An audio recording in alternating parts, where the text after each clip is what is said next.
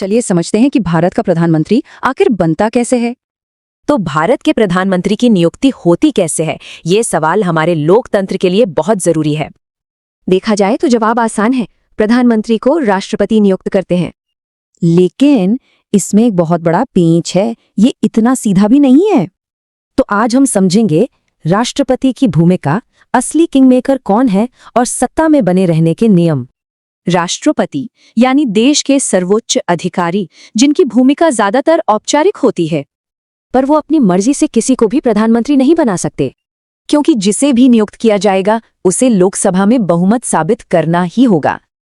संसद के 2 सदन हैं, पर सरकार बनाने में असली पावर लोकसभा के पास है।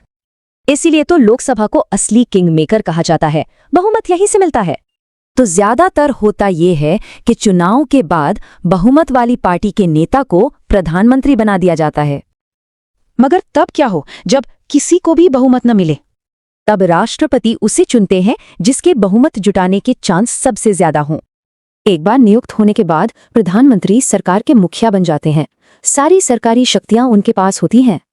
प्रधानमंत्री फिर राष्ट्रपति को सलाह देकर अपनी मंत्रिपरिषद यानी अपनी टीम बनाते हैं, और इन सभी मंत्रियों को सांसद होना जरूरी है या 6 महीने में बनना पड़ता है।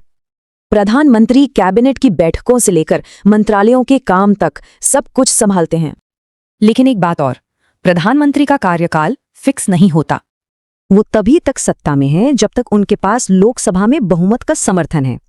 तो बहुमत की ये जरूरत सरकार को हमेशा जनता के प्रति जवाबदेह बनाए रखती है ना? दिलचस्प।